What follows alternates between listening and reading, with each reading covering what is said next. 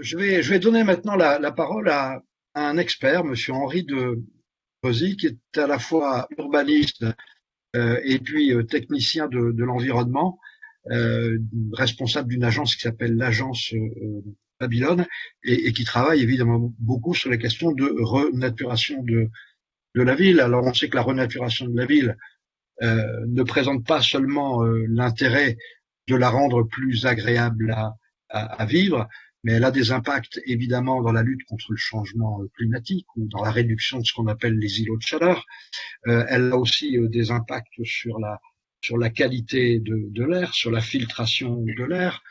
Elle a aussi sans doute des impacts sur le maintien ou la préservation de la biodiversité. Donc voilà, je souhaitais, Monsieur de Drezy, que vous puissiez comme ça faire une intervention peu à caractère général, liminaire, et qui explore comme ça les différents enjeux de la réintroduction de la nature dans les villes.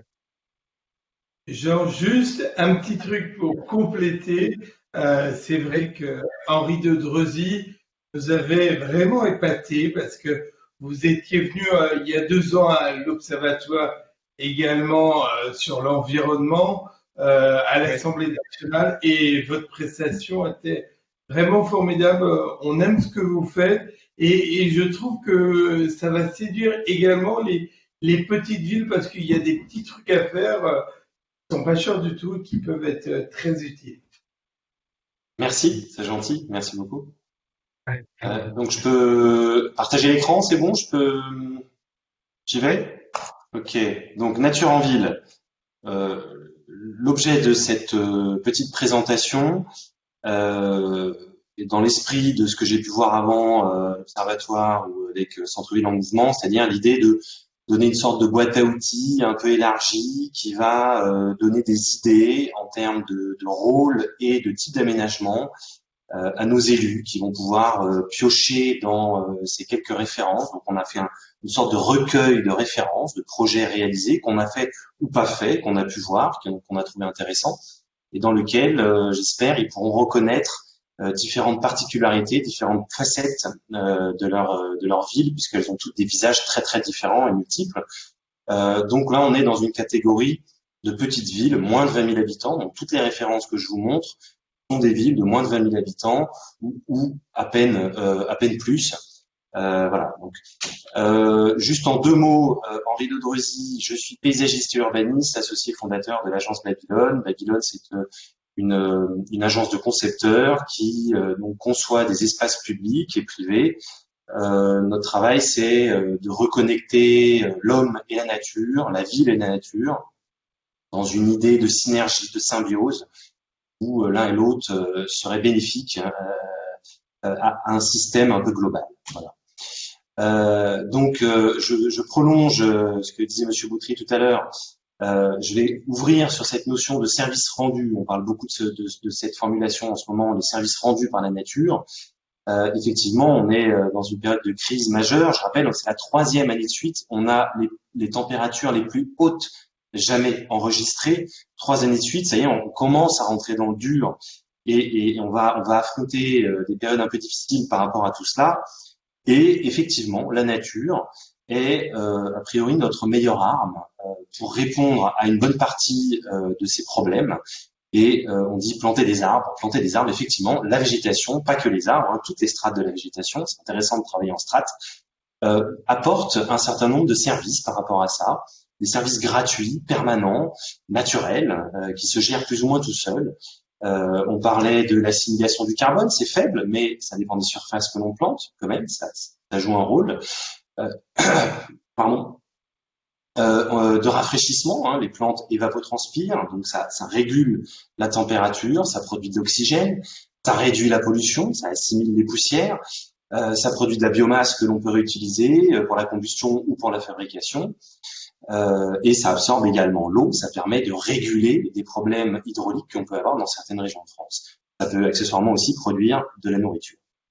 Donc évidemment, c'est intéressant de souligner toutes ces fonctions qui vont au-delà, dont on prend de plus en plus conscience, on leur donne des rôles de plus en plus importants, et elles permettent d'aller largement au-delà de la fonction initialement cosmétique ou décorative que l'on donnait aux aménagements paysagers en ville. on garde cette fonction décorative, elle est très importante pour le bien-être, mais on y ajoute, on réfléchit beaucoup plus au rôle que ça va pouvoir apporter dans la ville. Je voudrais également dire un petit mot simplement sur cette notion de nature en ville et dire que s'interroger sur la place de la nature en ville, c'est s'interroger sur la ville globalement. Et qu'il est quand même plus intéressant, même si c'est pas à 100% indispensable, il est plus intéressant d'introduire ça dans une logique de démarche globale sur la ville, un peu comme dans cet exemple d'un projet qu'on est en train de faire à Bruay-la-Bussière, dans le Nord-Pas-de-Calais, où la présence de la nature en ville est l'occasion de s'interroger sur l'ensemble de la structuration de la ville, du centre-ville, et notamment de la place que l'on veut bien donner à la nature, puisque dans toutes les villes, grandes ou petites, une question récurrente, c'est on oppose tout le temps la place de la nature ou des usages et du piéton d'ailleurs avec la place de la voiture. Et donc c'est intéressant de regarder ça de façon globale et de voir comment on peut rééquilibrer ces places et effectivement essayer de donner une place un peu plus réduite ou en tout cas optimiser et améliorer à la voiture pour retrouver un peu d'air pour la nature et pour le piéton, pour les activités, pour les usages. Pas rentrer dans le détail de cette étude à Bruay, mais voilà, on voit que ça permet de retrouver un peu d'air, un peu de place pour pouvoir revégétaliser et offrir aux habitants des espaces confortables, amusants, ludiques, sportifs, dans lesquels on peut effectivement faire beaucoup de choses. Donc après, je rentre dans cette série d'exemples que j'ai évoqués tout à l'heure, qu'on a organisé par typologie d'espace urbain et typologie d'espace naturel. On est beaucoup en relation avec la géographie. L'idée, c'est que la plupart des communes sont en relation avec des cours d'eau. Ce sont les premières voies de communication qui existaient dans les villes, dans les villages. Et donc, elles s'ancrent quasiment toutes sur des cours d'eau ou une géographie particulière. Et que bien sûr, ça, c'est le support pour exprimer cette nature, pour vraiment révéler la nature dans la ville. Avec ici un exemple qu'on a réalisé à la Mailleraie-sur-Seine, c'est un tout petit village, il y a 2500 habitants je crois, en Seine-Maritime, en Normandie, dans lequel on a donc réaménagé le centre-ville et les berges de Seine. C'est une commune fluviale en bord de Seine, dans laquelle donc on a emménagé une sorte de place fluviale qui vient en balcon sur la Seine, et pour laquelle on s'est attaché à récolter les eaux pluviales, les eaux de voirie, comme on voit dans ces petites images ici, à les récupérer, les temporiser et les acheminer progressivement vers cette place fluviale que j'évoquais tout à l'heure, qui est largement plantée, avec justement des bassins végétalisés dans lesquels on a des actions de phytoremédiation, donc de l'épuration par les plantes, il y a une sélection d'essences particulières qui permet d'épurer cette eau et de la rejeter progressivement dans la Seine une fois qu'elle est épurée. Et donc ce système permet de mettre en scène le cheminement de l'eau. Donc on est en Normandie, il y a pas mal d'eau, c'est un fonctionnement qui ne marcherait pas bien dans le sud de la France. En Normandie, on a de l'eau plus ou moins tout le temps et en petite quantité, donc de façon assez régulière. Ça permet de mettre en scène ce rythme de la nature, ce rythme de l'eau, d'utiliser cette eau comme une ressource et d'avoir d'ailleurs, on voit ici un bassin miroir qui n'a rien de mécanique, il est entièrement gravitaire, c'est l'eau de pluie qui l'alimente. Quand il pleut, pendant 2-3 jours qui suivent la pluie, on a un bassin miroir qui reflète les façades, qui s'active de façon automatique, de façon purement gravitaire, c'est très simple, il n'y a aucune infrastructure de fontainerie, aucune machinerie qui alimente ce système-là. Ça, c'est le même espace, donc on voit ces bassins qui descendent progressivement vers la Seine avec le spectacle de cette Seine, avec les navires, les péniches qui la parcourent. Un autre exemple qu'on a réalisé à Gien, les bords de Loire, ici, la Loire c'est un des derniers fleuves sauvages, si ce n'est le dernier fleuve sauvage d'Europe. C'est intéressant, donc on a aménagé toute une série de places qui donnent sur la Loire à Gien, et dans cette idée de faire pénétrer dans la ville l'écosystème qu'on vient tirer depuis les bords de Loire vers l'intérieur de la ville, un peu comme des agrafes, pour s'ouvrir vers la Loire. On voit ici des vues qui s'ouvrent là, et des espaces plantés. Alors c'est toujours contraint, c'est toujours difficile, particulier de planter dans la ville. On voit avec tous les usages, les voitures, les terrasses de café, les les points d'apport volontaires enterrés. Donc beaucoup de fonctionnements d'usage qui font qu'il faut choisir précisément, définir précisément où est-ce qu'on plante et qu'est-ce qu'on plante, comment on plante, mais on voit bien que ça apporte énormément à l'espace urbain et que c'est préférentiellement là que justement vont se déployer les usages, les terrasses de café, hein, commercialement parlant. C'est très puissant comme vecteur d'attractivité, ça crée de l'ombre, ça rafraîchit, hein, une rue plantée est 4 à 10 degrés de moins qu'une rue non plantée en plein soleil. Donc le rôle est très important. Ici, on a l'exemple du front de Seine également. Alors j'ai beaucoup de références en Seine-Maritime, je ne sais pas pourquoi, aucune préférence sur cet espace-là, mais il y a quelques exemples intéressants. Donc de Caudebec-en-Caux qui a aménagé son front de Seine également. Donc on voit ici que ça a été l'occasion de redéployer de véritables jardins qui donnent sur la Seine, qui font le lien avec ces grands paysages naturels autour. On est dans l'idée que je trouve très intéressant cette idée que les villages sont les premières vitrines du terroir français. On a la chance d'être dans un pays avec une richesse de terroir absolument extraordinaire. On a des écosystèmes, on a des géographies, on a des productions agricoles extraordinaires. Et je pense que, y compris en centre-ville, même quand on est dans des centres-villes anciens, minéraux, avec des trames de rues resserrées, comme on a pu voir sur la présentation tout à l'heure de Monsieur le maire de la ville d'Issoire, malgré cela, on arrive à réintroduire la nature dans ces villes-là, et je pense que c'est important que cette nature évoque ce qui se passe autour, fasse le lien avec ce qui se passe autour. Ce sont des natures particulières qui, chacune, vont répondre à un sol particulier, à un climat particulier et à une façon dont l'homme travaille cette nature. Donc ça, c'est important que ça pénètre, y compris jusqu'au cœur des villes. Je vous parlais de géographie, on a également des rivières ici avec cette référence de Raon-l'Étape dans les Vosges, d'un aménagement qui a été créé le long d'une rivière qui passait dans la ville et qui était avant un peu ignorée. Hein. Il faut avoir à l'esprit que pendant beaucoup d'années, les villes sont protégées de leurs rivières en raison des risques d'inondation. Alors, ce qu'il faut bien comprendre, c'est que renaturer les rivières, c'est créer bien sûr de nouveaux espaces récréatifs intéressants, une nouvelle présence naturelle tout à fait attractive, mais c'est aussi l'opportunité pour réguler les problèmes d'inondation. C'est gérer, agrandir, organiser le champ d'expansion des crues et donc limiter les inondations potentielles dans les espaces bâtis. Donc ça, là aussi, un rôle très très très important pour l'organisation des villes. Là, on est toujours à une étape. On voit ici ces grandes prairies qui sont des champs d'expansion des crues. Même type de projet à Bar-le-Duc. Donc là, on a une petite rivière qui passe dedans. On voit que avec des aménagements, on crée un nouveau balcon. Donc c'est à la fois des espaces minéraux organisés en bois avec des mains courantes qui permettent de comprendre où est-ce qu'on est et beaucoup de nature également.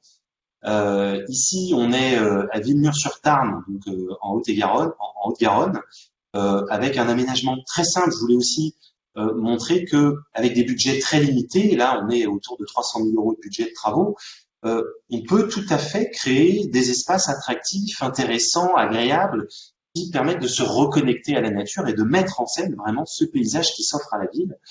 Là, ce qu'on peut regretter dans une image de ce type-là, c'est l'utilisation de pelouses très simples, hein, la pelouse qu'on retrouve dans beaucoup d'endroits, et sur le plan écologique, est quand même très limité. Hein. Une pelouse, c'est très pauvre sur le plan écologique. Et en plus, ça demande beaucoup d'entretien, de suivi dans l'année, les tontes, les engrais, les pesticides. Voilà, pour avoir une belle pelouse, ça demande beaucoup d'entretien. Et en fait, on arrive avec d'autres principes de végétalisation à avoir des espaces beaucoup plus généreux et beaucoup plus intéressants et qui demandent moins d'entretien.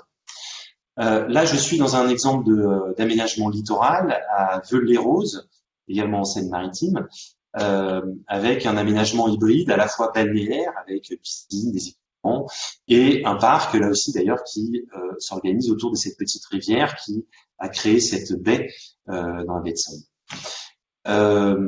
J'en arrive à des espaces plus minéraux, vraiment de cœur de ville, avec les places de centre-ville, donc près de l'église, l'image traditionnelle qu'on peut avoir à l'esprit. Ici, j'arrive pas à le prononcer, c'est Bad Salzuflen, désolé, c'est en Allemagne. Un aménagement récent 2014 d'une place qui qui a intégré progressivement de la végétation. Donc, on voit avec des aménagements de plantes, d'agréments comme ça, qui apportent un visage beaucoup plus agréable, beaucoup plus frais, beaucoup plus jardiné, beaucoup plus humain à une place qui pourtant garde son espace ouvert, qui est capable d'accueillir différents fonctionnements, à certains moments des voitures, des terrasses de café, des brocantes, des places de marché. Ça n'est pas du tout incompatible. On voit aussi des fontaines, des équipements de fontainerie, des commerces. La végétation avec ces espaces-là, au contraire, permet de créer des espaces plus confortables et donc de faire venir des clients pour ces espaces-là, pour ces commerces. Également un mot sur la présence des stationnements. J'évoquais tout à l'heure l'idée de réguler la place de la voiture. Il est aujourd'hui possible, avec certains dispositifs, d'améliorer la cadence du stationnement, d'augmenter la cadence du stationnement tout en réduisant le nombre de places de stationnement. Il y a des dispositifs qu'on a réunis qui sont très simples, qui marchent, qui ont fait leurs preuves et qui permettent à l'inverse donc de redonner une place à la nature. Et ce que je voulais dire, il ne s'agit pas de vider les centres-villes de la place de voitures, c'est pas du tout l'idée. On a besoin des voitures, on a besoin de circuler, mais la voiture n'est pas l'ennemi de la nature et n'empêche pas de créer, comme on voit ici, on revient à Bar-le-Duc, des aménagements qui intègrent une présence naturelle importante, belle, qui, au contraire, vient intégrer la présence de voitures et qui fait que c'est pas la voiture qu'on voit partout, comme dans ces grands stationnements de supermarchés. Non, c'est frais, on voit quand même une présence végétale importante. Dans les espaces où, pareil, des centres-villes anciens très constitués, ici on est en Espagne, à Bagnols, où effectivement, historiquement, on est sur une présence minérale très forte, des usages qui vont plutôt se dérouler sur des espaces minéraux. Ça n'empêche pas d'intégrer des arbres, on voit que ça libère l'espace au sol, on peut y faire toutes les activités que l'on veut, mais on a quand même un couvert végétal important qui est intéressant. Ça peut d'ailleurs être aussi l'occasion de mettre à jour des cours d'eau, d'anciens petits cours d'eau qui traversaient la ville, qui étaient auparavant busés, cachés sous terre. C'est l'occasion aussi, la nature, c'est aussi l'eau, c'est aussi l'occasion de la mettre en scène. Quelques exemples également de jardins situés en centre-ville, des jardins anciens, là on voit qu'il y a des vestiges historiques, rénover ces jardins, les remettre en scène avec une présence végétale confortée, affirmée, c'est intéressant, ça permet de renforcer la présence des écosystèmes dans la ville, les usages pour les habitants également. Il y a également un certain nombre de villes qui ont des opportunités grâce à des friches ferroviaires ou des friches militaires de réinvestir leur centre-ville avec des petits écoquartiers qui, eux aussi, vont permettre de mettre en scène, vraiment de redéployer une présence naturelle importante. J'aime bien cette image puisque ici, on voit que la nature en ville, c'est pas que des arbres, c'est plusieurs strates. Et c'est ça qu'il faut bien que les élus comprennent également. Et c'est d'ailleurs ce que disait tout à l'heure Monsieur Barrault dans l'exemple d'histoire, disait les arbres plantés trop serrés, ça va pas pousser. Si, au contraire, c'est comme ça que ça pousse dans la nature. Ce qui est intéressant, c'est de s'inspirer directement du fonctionnement des écosystèmes. On parle de génie écologique, nous c'est ce qu'on fait dans nos projets. On s'inspire très largement des fonctionnements des écosystèmes qu'on adapte à la ville et on essaye de redéployer des écosystèmes dans la ville. Cette organisation en écosystème va leur donner beaucoup plus d'autonomie, ils sont parfaitement adaptés au climat, à l'environnement, et en même temps, il faut s'auto-entretenir. La nature, elle n'a pas besoin qu'on vienne l'entretenir. Évidemment, il y a un peu d'entretien, on en reparlera, mais quand on est sur des espaces comme ça qui sont très verts, ça ne veut pas dire, forcément, ça dépend de comment ils sont faits, qu'il faut plus d'entretien. Ça peut être moins d'entretien également, à condition qu'on accepte un visage assez naturel, bien sûr. Ici, un exemple vraiment intéressant, c'est celui de Chéligny. Il est intéressant parce que il vient avant tout des habitants. Ce sont les habitants qui ont commencé donc, dans ce petit village d'Indre-et-Loire à planter des rosiers dans les rues du centre-ville, comme on le voit ici. Et de fil en aiguille, ils en ont planté de plus en plus. Tous se sont dit, tiens, c'est amusant ce qu'il a fait mon voisin. Ils ont planté des rosiers. Et la ville a accompagné et renforcé cette dynamique-là. Et aujourd'hui, tout le village est envahi de rosiers, à tel point que ça a donné lieu à un véritable engouement et attrait touristique. Aujourd'hui, des gens viennent spécifiquement passer quelques jours à Chéligny pour visiter le village des roses. Il y a un salon des roses, on vend des roses, il se passe des choses autour de ça. Ça a vraiment redonné une dynamique très importante à ce petit village qui, en dehors de ça, n'avait n'avait pas de réelle locomotive, on va dire. Hein, une ville a toujours besoin de s'identifier, de se placer sur le plan touristique. Et ben voilà, là c'est la rose. Donc la nature peut tout à fait être aussi un vecteur touristique très très puissant.